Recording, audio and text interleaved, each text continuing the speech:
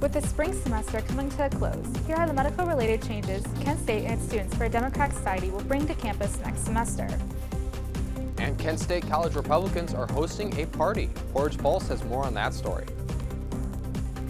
The trial over the murder of Jalen Walker has had a wide array of effects on the Akron community. Keep watching to learn about the effects it has had on businesses. And stay tuned to hear all about new reproductive rights being implemented on campus this fall. All this and more as Portage Pulse starts right now.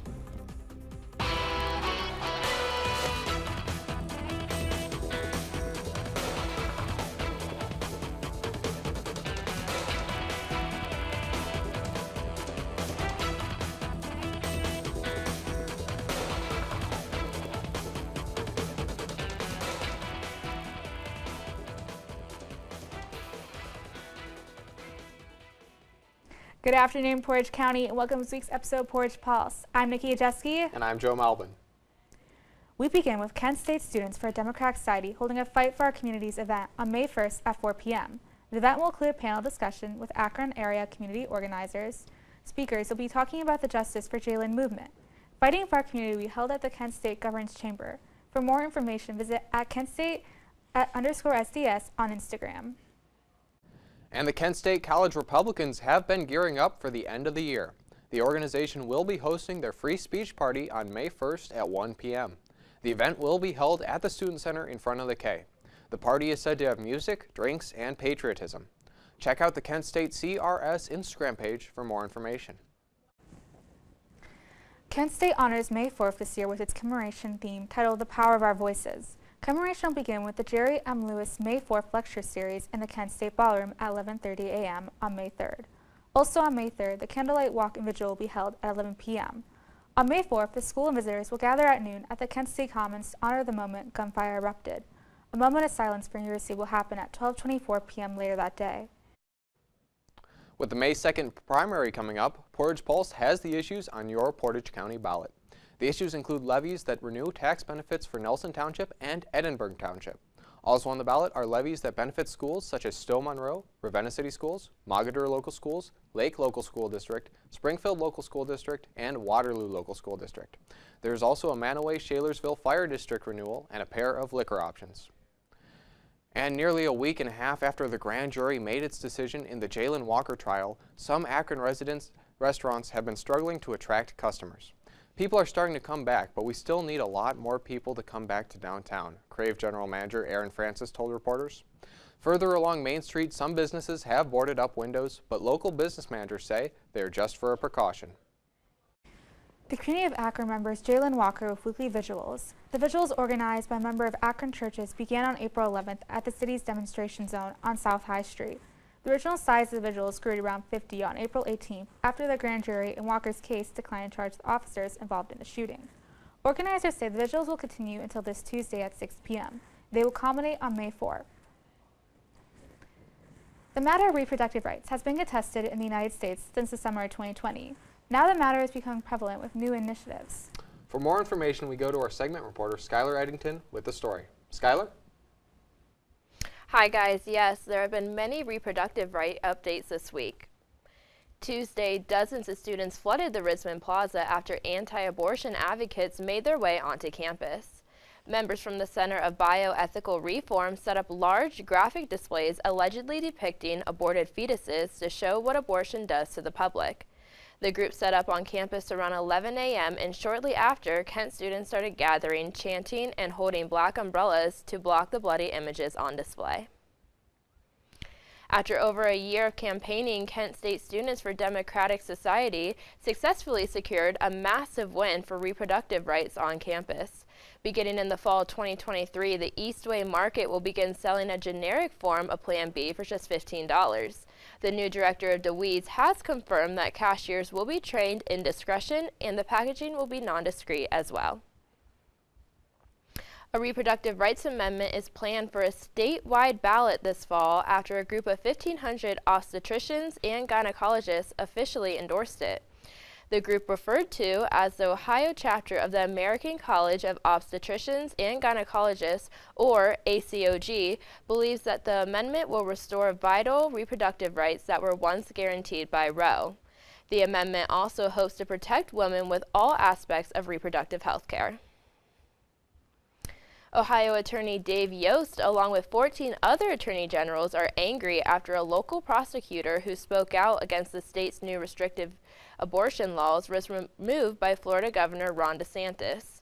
Andrew Warren, the prosecutor removed of duties, filed a lawsuit against DeSantis and ultimately lost after the court agreed he did nothing wrong but did not have the power to reinstate him into office. A study has been conducted in Oklahoma after new abortion laws were announced. In Oklahoma, abortion access is not permitted unless there is a medical emergency. Hospitals were left uncertain of the exact restrictions after there was no clear indication of what a medical emergency entailed. Researchers decided to determine what the actual restrictions were imposed as patients in need of care, which found that many hospitals were unclear and had contradictory information. A 150-year-old chastity law may become the next big fight against abortion if it becomes reinstated. The law banned the mailing of contraceptives, lewd materials, and drugs that induce abortions. If brought into effect, the law could ban abortions nationwide, even in states where the procedure is legal. This is due to the fact that if the necessary medication can't be shipped, states will not be able to carry out the procedures. That is all I have for you guys today. If you wish to read more on these stories, go to kentwire.com. Reporting for Portage Pulse, I'm Skylar Edington. Back to Nikki and Joe at the desk. Calling all library lovers and supporters to stay tuned to see the support a few Ohio politicians brought to your local public libraries across the state. And as the 2024 presidential election approaches, President Trump made his visit to Manchester, New Hampshire. More when Portage Pulse returns. Love to read? Well, it looks like Governor Mike DeWine does too. DeWine and First Lady DeWine recently visited the Ohio State House to celebrate Library Day this past Wednesday. Attendees at the event got to meet with state senators and representatives on top of meeting the DeWines. Additionally, the Ohio Library Council announced the recipient of the Andrew Carnegie Award there as well. Well, nearly a month after Senate Bill 288 was made into law, the amount of distracted driving-related crashes has decreased significantly. The bill makes distracted driving a separate primary traffic offense. Starting on October 4th of this year, a first offense will be punishable by 2 points off of your license and a $150 fee. The Ohio House has passed its operating budget for 2024 to 2025. House Bill 33 promises to reduce income state tax for Ohioans making $92,000 a year. Additional tax changes include $62 billion for Cleveland Municipal Land Bridge, $10 million for Cleveland Food Bank, and $16.2 billion for fair school funding. More changes are tax credits for affordable workforce housing and funding to increase wages for critical workers in Medicaid-funded areas. The bill needs to be passed by the Senate and signed by the governor. Ohio lawmakers are looking to criminalize the use of tracking devices for stalking. The bill has support from Republicans and Democrats, as well as Attorney General Dave Yost. The bill would ban the use of tracking devices such as AirTags to track someone on their property without their consent. Under the bill, people who are convicted would face an $1,000 fine or up to 6 months in prison. Medicaid eligibility is being redetermined in Ohio. The federal mandate that allowed Ohioans to stay part of the program even if their eligibility changed is ending due to the public health emergency ending. More than 2,000 Ohioans are expected to be deemed ineligible, according to the State House News Bureau. The first letter notifying recipients of their ineligibility was sent out last month, and this process will last for a year. Under a new provision that has passed by the Ohio State House, the remains of thousands of Native Americans could finally be laid to rest. Nonprofit organization the Ohio History Connection has the ancestral remains of over 7,100 Native Americans.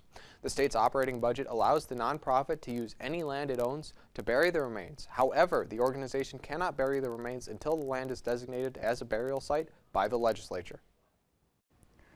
Florida Governor Ron DeSantis' first international trade mission was full of questions and concerns over his fight with Disney. DeSantis responded to questions with anti-Disney sentiments. The governor said the days of putting one company on pedestal with no accountability are over in the state of Florida. Meanwhile, DeSantis is eyeing a presidential campaign launch once Florida's legislature wraps up its session next month. Former President Donald Trump has turned his attention back to the general election as he begins to focus on his rematch with President Biden. Trump appeared at an event in Manchester, New Hampshire, nearly 2 days after President Biden announced his plans for re-election. Trump is currently the front-runner Republican candidate in the race. However, more candidates are expected to join the race soon, such as Florida Governor Ron DeSantis. I will be retiring the name Crooked from Hillary Clinton and her moniker. And I'm going to give her a new name, I don't know, like maybe Lovely Hillary or Beautiful Hillary. But I'm going to retire the name Crooked so that we can use the name for Joe Biden, because he'll be known from now on as Crooked Joe Biden. Yesterday, former Vice President Mike Pence made an appearance at trial surrounding former President Donald Trump's efforts to overturn the 2020 election. Pence testified before a grand jury as part of a special counsel investigation. His testimony has potential to provide significant insights into Trump's thinking and mindset on January 6. Trump said, "I don't know what he said, but I have a lot of confidence in him."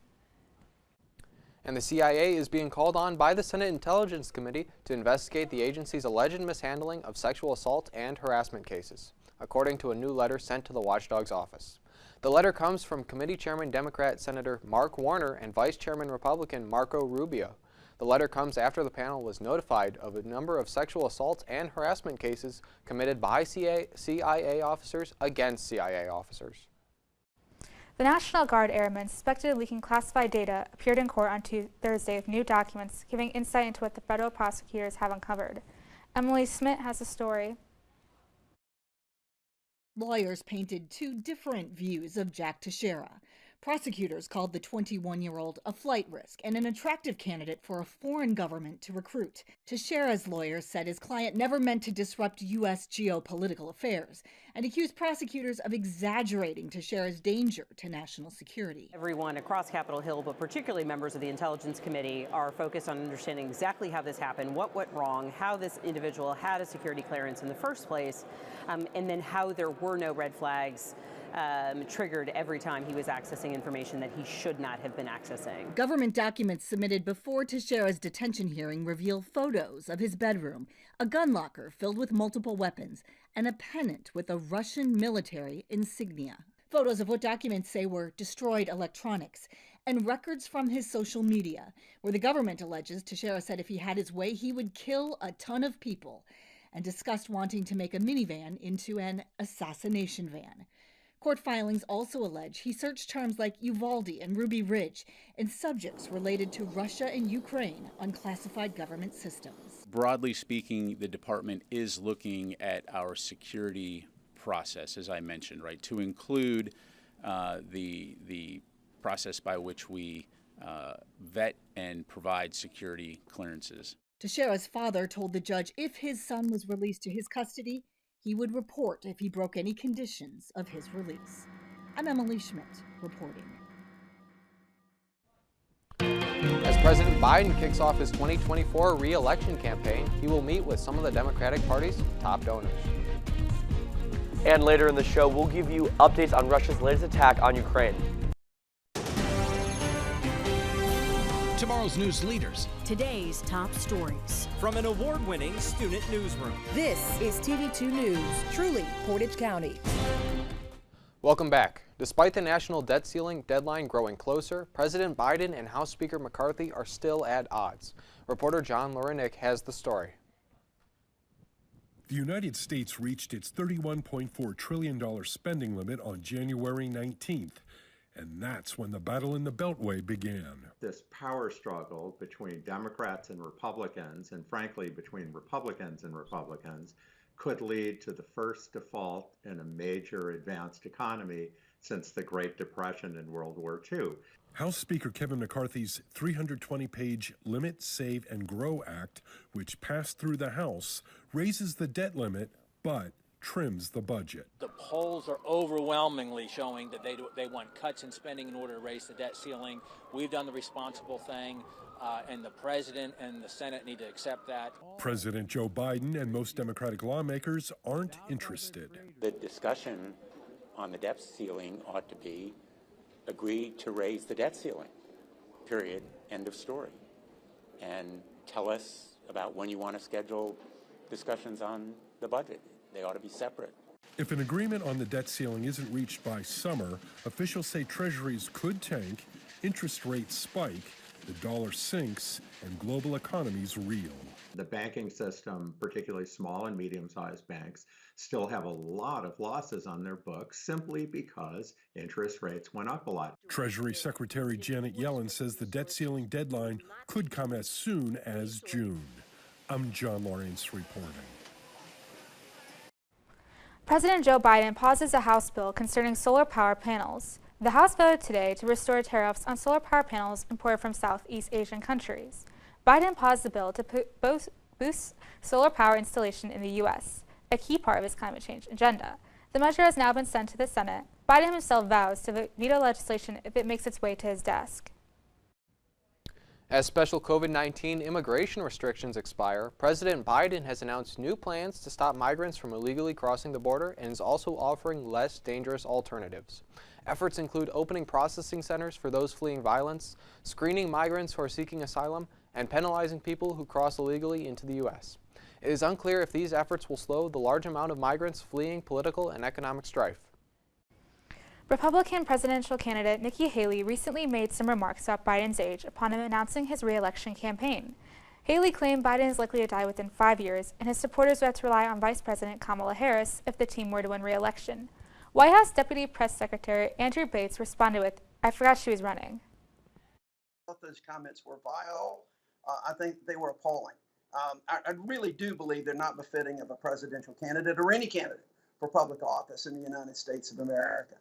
And there is an element of race baiting in that as well, too, playing on the fears of folks that might not want a strong black woman as president of the United States. And I think that there is some serious issues. And I'd love to see some of her Republican colleagues walk it back for her, but I don't think we're going to see it. I think they're going to probably jump on board. As I said, I think this is a race to the bottom. As President Biden and Vice President Kamala Harris kick off their 2024 presidential re-election campaign, they will meet with around 150 of the Democratic Party's top donors, as they are expected to need to raise roughly $1 billion. In addition to a dinner this evening, the Biden campaign plans to brief donors on the campaign strategy ahead of the 2024 race. A lot has happened around the world this past week concerning international relations between countries and other international affairs. Our reporter Noah Rowe has the latest on these updates and more. Noah? Hi guys, that's right. I have the latest updates on political news from around the globe. We'll start today's coverage with a Russian missile attack on Ukraine. At least 22 people were killed in an attack by Russia early this morning. More than 20 cruise missiles were launched at Ukraine and 3 children were among the dead after 2 missiles struck an apartment building. The bombardment was not near the front lines of the war, and Ukraine officials and analysts have said that this attack is part of an intimidation strategy by the Kremlin. The first wave of Pakistanis have returned home from Sudan following the violence that has erupted in the country 2 weeks ago. Officials from the Pakistani government have said that getting their citizens safely back home is their top priority. Saudi Arabia has also taken in people fleeing the violence from countries across the Middle East, as well as places like Europe, Central and South America, as well as Africa. Pope Francis began his 3-day trip to Hungary and urges the Hungarian government to commit to bringing peace to Europe. The Pope has repeatedly called for peace between Russia and Ukraine, and this trip will bring him the closest to the front lines he has been since the beginning of the fighting. The Pope plans to meet tomorrow with nearly 35,000 refugees who have remained in Hungary since the war began. And the Chinese government is tightening its control over foreign businesses that operate within its borders. A spokesperson from Bain & Company have said that police had come to question members of their Shanghai office last month. The corporate due diligence firm Mintz Group said that their office was raided by Chinese police. A foreign ministry spokesperson said she didn't know about the specifics of these cases, but defended Chinese law enforcement. The Chinese Defense Minister Li Shangfu has arrived in India ahead of a security conference between the two nations as tension continues to rise. The cause of these tensions is a poorly defined border in a high-altitude region of the Himalayas. The minister's visit came just a few days after India and China concluded their 18th round of talks trying to resolve the border issue. And a Dutch man was banned from donating any more of his sperm this morning after it was found he has fathered at least 550 children in the Netherlands as well as other countries. The man had lied to prospective parents about the amount of children he has helped conceive. Under Dutch guidelines, sperm donors are only allowed to produce a maximum of 25 children. The man will be fined 100,000 euros per case if he breaches this ban. That is all the international news I have for today, but be sure to check out KentWire.com for more updates on these and other stories. For Portage Pulse, I'm Noah Rowe. As the summer is approaching and the school year is ending, the season for senior pranks begins. Stay tuned to hear about a group of seniors who were on the move. Welcome back. Ever did a senior prank? How about one involving cattle? Seniors at Northridge Prep School in Illinois decided to include a calf in theirs. Unfortunately for the students, the prank went utterly wrong. The cow escaped and led police on a 6-hour chase. The cow was taken to Hooved Animals Humane Society in Woodstock, Illinois. Wow. I mean, I've never done a senior prank, but I don't think the first one that I'd want to do is bringing in cattle to the school. Yeah. I don't know. What about you guys? I think it's a little crazy. I've heard of the pigs where they put like 1, 2, and 4, and you have to look for 3. Right. But I haven't heard about cows. Yeah, when we did our senior prank, it felt more like a celebration of like us all graduating, and thankfully did not involve any barnyard animals. Yeah, we didn't really have a senior prank for my school. We weren't allowed to. No, my school didn't do one either. It would have been cool, but yeah, I mean, wish we had one, yeah. but not one with a cat. Our senior class, we TP'd the campus. Oh, that's fun. That's fun. Yeah, then for ours, we all got to the parking lot at like 4 in the morning, and we just got a DJ. He was playing music. We were like eating breakfast food in the parking lot. It was more of a celebration, as I said, than a real prank. That's awesome. Yeah. That's awesome. Well, Nikki, what would you do if you had to do a senior prank? My mom always talked about how hers was like a luau in the parking lot, so I guess I want to do something like That'd that. That'd be cool. Like a luau in the football field? I think it'd be cool if like you had like every one of the students set an alarm on their phone, and then you would put them in the lockers one apart from each other, so that alarms would just keep going off and keep going off and keep going off. And I would love to see that. That'd be so annoying. That is a fantastic idea for a senior prank. I don't know how you thought of that, Joe, but your mind is truly something else. I know. That's all the time we have for this week's episode of Portage Pulse. Thank you for joining us. For updates on all these stories and more, visit our website at kentwired.com. And on our social media at Kent Wired on all platforms. I'm Skylar Edington. I'm Noah Rowe. I'm Joe Malbin. And I'm Nikki Gasiewski. Have a great day, Portage County.